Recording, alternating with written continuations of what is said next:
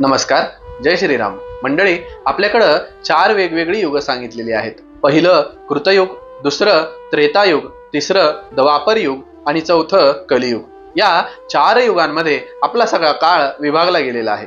तर ह्या 4 युगामध्ये भगवंताच्या प्राप्तीची वेगवेगळी साधनं आपल्याकडे सांगितलेली आहेत. श्रीमद भागवतात असं वर्णन येतं की कृतो यध्यायते विष्णुम त्रेतायाम यजतो मखैहि द्वापरे परिचर्यायाम कलो तद हरिकीर्तनात. शुकाचार्य परीक्षित राजाला वर्णन करतात की राजा, या 4 युगामध्ये भगवंताच्या प्राप्तीची वेगवेगळी साधनं आहेत. पहिलं युग सांगितलं कृतयुग. या कृतयुगामध्ये भगवंताच्या प्राप्तीचं साधन आहे ध्यान धारणा. ध्यान धारणेद्वारे भगवंताची प्राप्ती कृतयुगात त्या ठिकाणी होते.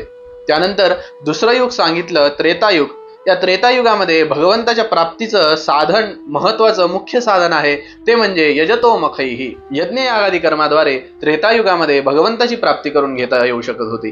त्यानंतर सांगितलं द्वापर युग. द्वापर युगामध्ये द्वापरे परिचर्यायाम, भगवंताची पूजा अर्चा करणे, भगवंताची सेवा करणे, तसेच साधू संतांची सेवा करणे, याद्वारे मनुष्य द्वापर युगामध्ये भगवंताची प्राप्ती करून घेऊ शकत होता. आणि चौथं सांगितलं कलियुग, जे की सांप्रत सध्या चालू आहे.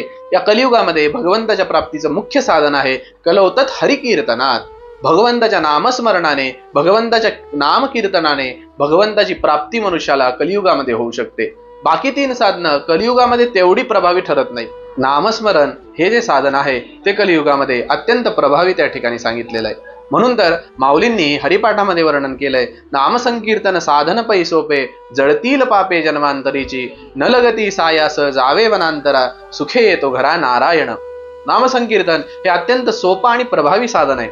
या साधनाद्वारे काय होतं तर मनुष्याची सगळी पापे नष्ट होतात, पापे सगळी लयाला जातात आणि त्यानंतर अखंड भगवंताच्या नामस्मरणाने भगवंताची प्राप्ती मनुष्याला त्या ठिकाणी होते. आणि म्हणूनच कलियुगामध्ये हा महत्वाचा उपाय भगवंताच्या प्राप्तीचा आहे.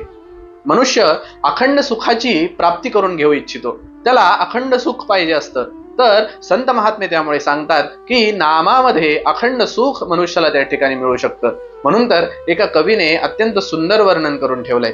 राजा सजी महाली सौख्ये कधी मिळाली ती सर्व प्राप्त झाली या झोपडीत माझ्या जमिनीवरी पडावे ताऱ्यांकडे पहावे प्रभुनाम नित्य घ्यावे या झोपडीत माझ्या.